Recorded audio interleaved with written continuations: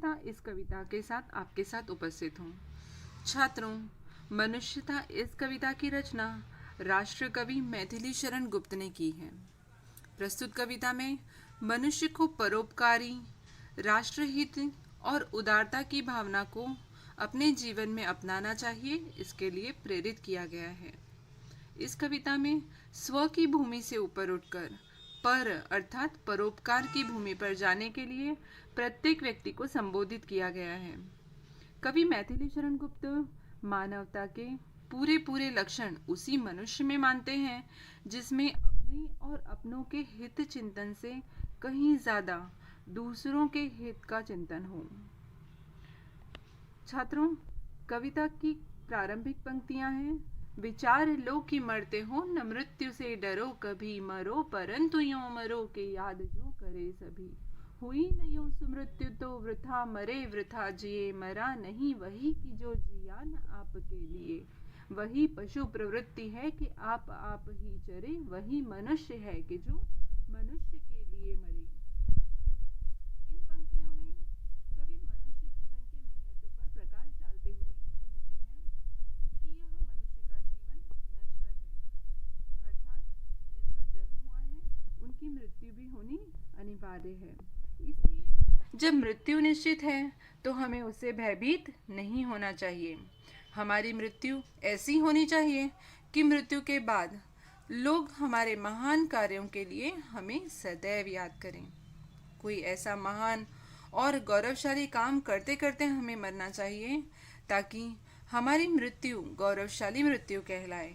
हमारी मृत्यु के बाद हमें लोग याद नहीं करते और हमारी याद में आंसू नहीं बहाते तो हमारा जीवन और मरना दोनों भी व्यर्थ है, ऐसा मैथिली शरण गुप्त कहते हैं। हमारी मृत्यु भी लोक कल्याण के हित में होनी चाहिए। जो लोग अपने जीवन में लोक मंगलकारी कार्य करते हैं वे अपना समय इस तरह बिताते हैं कि जैसे लोगों को इसका फायदा हो, और जो लोग ऐसा नहीं करते उनका जीवन पशुतुल्य होता है। क्यों? क्योंकि पशु ही अपने व्यक्तिगत स्वार्थ की पूर्ति के लिए जीवन जीता है। सच्चा मनुष्य तो वही होता है जो संपूर्ण मनुष्यता के लिए जीता है और संपूर्ण मानवता के लिए ही मर जाता है। इसलिए वास्तव में मनुष्य कहलाने का अधिकारी तो वही होता है जिसमें स्वार्थ भाव के स्थान पर परमार्थ का भाव होता है, अन्यथा मनुष्य का जीवन पशु के समान हो जाता है। अगली पंक्तियां हैं, उसी उदार की कथा सरस्वती बखानती, उसी उदार से धरा कृतार्थ भाव मानती, उसी उदार की सदा सजीव कीर्ति कूजती, तथा उसी उदार को समस्त सृष्टि पूजती। अखंड आत्मभाव जो असीम विश्व में भरे, वही मनुष्य है कि जो मनुष्य के लिए मरे। कवि उदारता के भाव पर प्रकाश डालते हुए यहाँ कहते हैं कि सरस्वती विद्या की देवी उसी उदार मनुष्य का गुणगान करती है जो इस अनंत संसार में अखंड आत्मीयता अर्थात अपनेपन के भाव को भर देता है। पृथ्वी भी ऐसे ही उदार व्यक्तियों के प्रति कृतज्ञ होती है। संसार ऐसे ही लोगों का कीर्तिगान करता है। सब व्यक्ति उस उदार चेतना अर्थात उस उदार मनुष्य का सम्मान करते हैं। कवि कहते हैं कि यह वही भाव है जिससे वैश्विक एकता और अखंडता को एक नई दिशा मिलती है। वही मनुष्य सच्चे अर्थों में मनुष्य कहलाने का अधिकारी होता है जो मानवता की रक्षा के लिए अपने प्राणों तक का बलिदान करने से पीछे नहीं हटता। छात्रों, अगली पंक्तियों में कुछ ऐसे ही उदार व्यक्तियों के उदाहरण कवि मैथिली शरण गुप्त देते हैं। वे कहते हैं, क्षुधार्थ रति देव ने दिया करस्त थाल भी, तथा दधीचि ने दिया परार्थ अस्ति जाल भी, उसी नर क्षितिज ने स्वमास दान भी किया, सहर्ष वीर कर्ण ने शरीर चर्म भी दिया। अनित्य देह के लिए अनादि जीव क्या डरे, वही मनुष्य है कि जो मनुष्य के लिए मरे। प्रस्तुत पंक्तियों में कवि महान दानवीर राजाओं का उल्लेख करते हैं जिन्होंने मनुष्यता इस शब्द को वास्तविक अर्थ प्रदान किया। कवि के अनुसार परमदानी राजा रतिदेव तीव्र भूख से व्याकुल होने के बाद उन्होंने एक भूखे व्यक्ति को देखकर अपने भोजन की थाली उसे दान दे दी।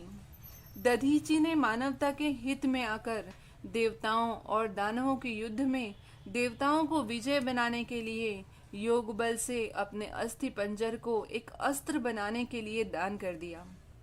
गांधार के राजा उशीनर ने एक पक्षी के प्राणों की रक्षा करने के लिए अपने शरीर का मांस तक दान कर दिया। और कुंती पुत्र कर्ण की कथा को कौन नहीं जानता। उन्होंने अपने वचन की रक्षा के लिए अपने शरीर से जुड़ा हुआ कवच तथा कुंडल भी निकालकर इंद्रदेव को दान कर दिया। यह संसार नश्वर है छात्रों, और मानव शरीर क्षणभंगुर है। यह मिटने वाला है, इसलिए मौत से न डरते हुए हमें इस जीवन का लाभ उठाना चाहिए। जब आत्मा अमर है तो फिर मनुष्य को इस नश्वर शरीर के नष्ट होने का भय नहीं होना चाहिए। और सच्चा मनुष्य वही है जो इस नश्वर देह के प्रति मोह माया न रखते हुए अपना संपूर्ण जीवन और अपनी मृत्यु तक परहित में समर्पित कर देता है।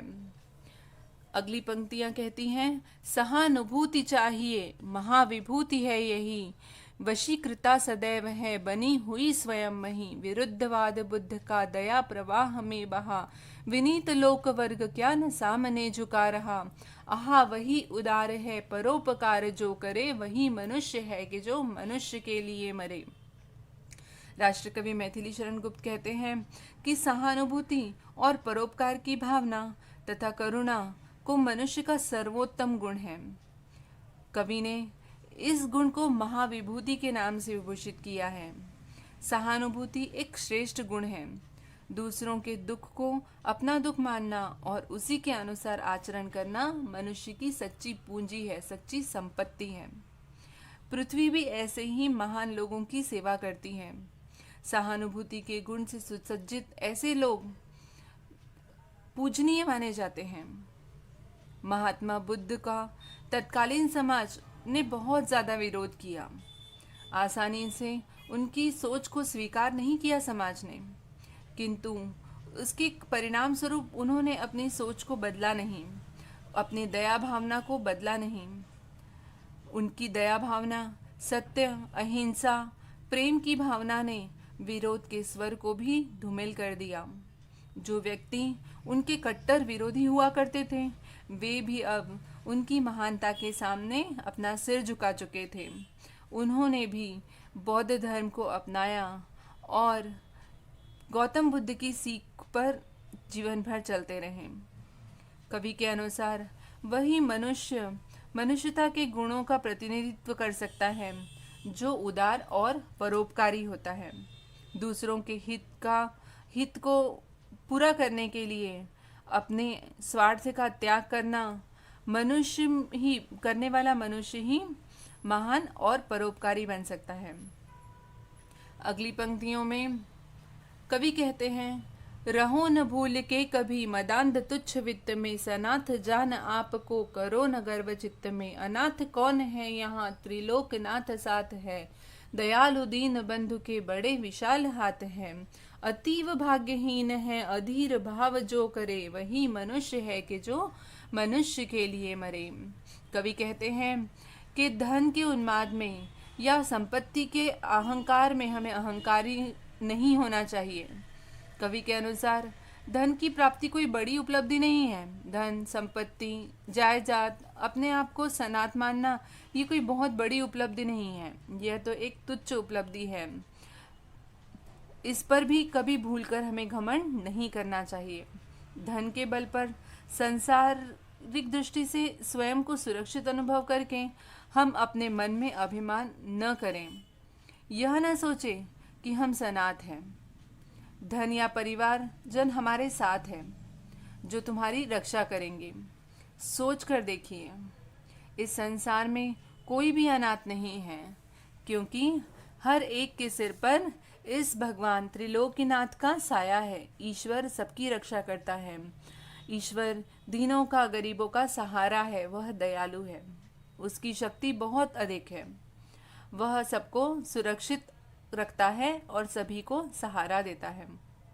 इसलिए हमें अधीरता का भाव नहीं धारण करना चाहिए, हमें भगवान पर विश्वास रखना चाहिए। ऐसे लोग बहुत अभागे होते हैं जो ईश्वर पर विश्वास न करते हुए अधीरता का भाव धारण करते हैं, जो अपने आप को अकेला मान लेते हैं। सच्चा मनुष्य तो वही होता है जो दूसरे मनुष्यों के काम आता है, न कि अपनी धन संपत्ति पर अहंकार करता है। अगली पंक्तियों में कवि कहते हैं, अनंत अंतरिक्ष में अनंत देव है खड़े, समक्ष ही स्वबाहु जो बढ़ा रहे बढ़े बढ़े।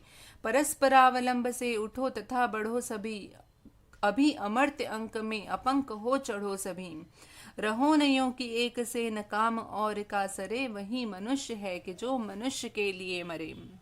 इन पंक्तियों में कवि कहते हैं कि इस अपरिमित संसार में असंख्य देवता विराजमान हैं और ये अनंत देवता हमारी सहायता के लिए खड़े हैं, हाथ बढ़ाकर खड़े हैं। लेकिन परोपकारी मनुष्य जो होता है वह एक दूसरे की सहायता करते हैं और ऊंचाइयों को प्राप्त करते हैं। जहाँ स्वयं देवता आपको अपनी पवित्र गोद में बिठाने के लिए उत्सुक होते हैं। देवताओं की पावन गोद में स्थान पाने के लिए अर्थात अमरत्व प्राप्त करने के लिए हमें इस मरणशील संसार में निष्कलंक जीवन व्यतीत करना होगा। निष्कलंक अर्थात किसी भी तरह की कोई बुराई न धारण करते हुए, कोई पाप का कीचड़ हमारे दामन पर न लगाते हुए हमें अपंक अर्थात निष्कलंक जीवन बिताना होगा। हमें एक दूसरे के कल्याण के लिए कार्य करना होगा। इन्हीं गुणों के माध्यम से हम जीवन में अमर हो सकते हैं, उत्कृष्टता को प्राप्त कर सकते हैं। कवि कहते हैं कि हमारे जीवन का उद्देश्य दूसरों का कल्याण करते हुए स्वयं का उद्धार करना होना चाहिए। हमें इस तरह नहीं जीना चाहिए कि हमें एक दूसरे के प्रति हमारा काम ही रुक जाए। हम एक दूसरे पर निर्भर तो हों, किंतु इतने निर्भर न बन जाएं कि हम एक दूसरे के बिना कोई कार्य कर ही न सके। हम किसी का कोई काम हमारे बिना रुक जाए या फिर किसी के बिना हमारा काम रुक जाए। सच्चा मनुष्य वही होता है जो परस्पर एक दूसरे की सहायता करते हुए अपने कार्यों को सिद्ध करता है और जीवन में प्रगति करता है। कवि कहते हैं, मनुष्य मात्र बंधु है यही बड़ा विवेक है, पुराण पुरुष स्वयंभू पिता प्रसिद्ध एक है। फलानुसार कर्म के अवश्य बाह्य भेद है, परंतु अंतरैक्य में प्रमाणभूत वेद है। अनर्थ है कि बंधुहीन बंधु की व्यथा हरे, वही मनुष्य है कि जो मनुष्य के लिए मरे। राष्ट्र कवि मैथिली शरण गुप्त इस पंक्ति से बंधुत्व की भावना का प्रसार करते हैं। वे कहते हैं कि मनुष्य की सबसे बड़ी विवेकशीलता बंधुत्व का भाव ही है। कवि कहते हैं कि मनुष्य के लिए सबसे बड़ा विवेक यही है कि वह संसार के सभी मनुष्यों को अपना भाई बंधु समझे। पुराणों के अनुसार सभी मनुष्यों का परम पिता परमात्मा एक ही है। ये ठीक भी है।